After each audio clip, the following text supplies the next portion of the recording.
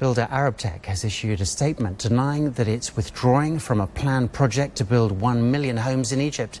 The project was originally announced more than a year ago, but it's not yet been launched as the company and Egyptian officials continue to discuss the project.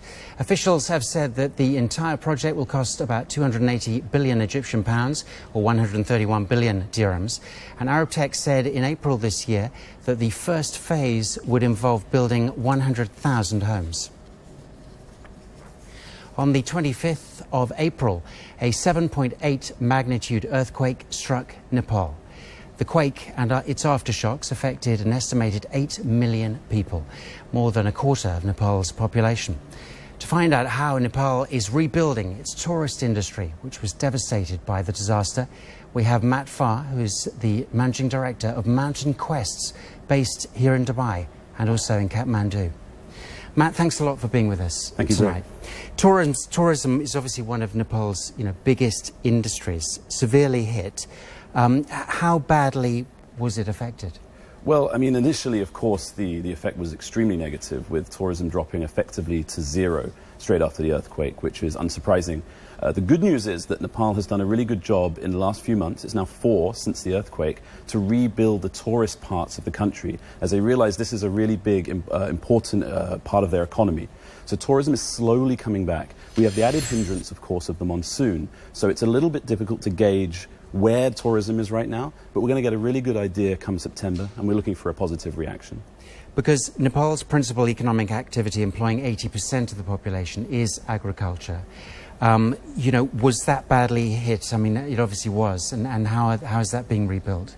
Yeah, the good news in terms of agriculture is that it's been very isolated, just like the earthquake was for the country. The earthquake hit certain parts of the country, but not all, of course. Now, it depends on the land where people are growing their crops. In the mountainous areas, there were a lot of landslides, and this did affect their crops. Other areas, they managed to escape almost entirely from the disaster, meaning that there hasn't been a food shortage, and they've been able to continue at least that part of their economy, which is a massive plus.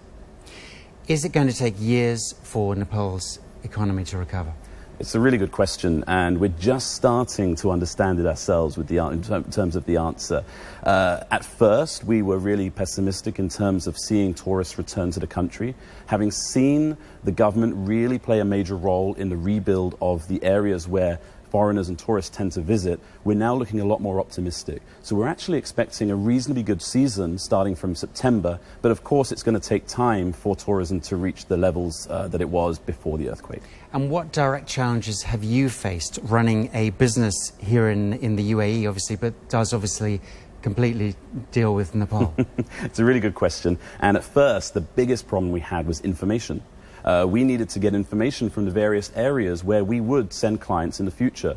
The great news was that the tourism industry, led by companies similar to ourselves and including ourselves, formed a focus group very soon after the earthquake to get people into the areas where we would traditionally send our clients. Now, the good news about that is outside of the country, it's hard for us to get the full picture. But by having our office, as well as friends of ours and colleagues of ours in Kathmandu going around the tourist areas to understand fully the situation, we've been able to get a really clear picture, and that challenge has now been brought, and it's almost become sort of an advantage going forward, in that we've got this nice group of people all working in the same direction to help improve tourism going forward. Running out of time, but just one quick question, final question for you, and how come do they still obviously need help, and how can people directly help? There's 2 ways that people can help in Nepal. One is on a humanitarian basis, and they do need money. The other way, for people who may not have skills in terms of building, in terms of hospitals and treatment, is to go to Nepal.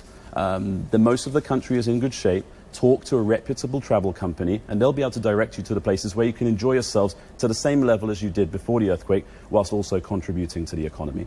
Matt Farr, appreciate your time. Thanks a lot. Thanks, Greg.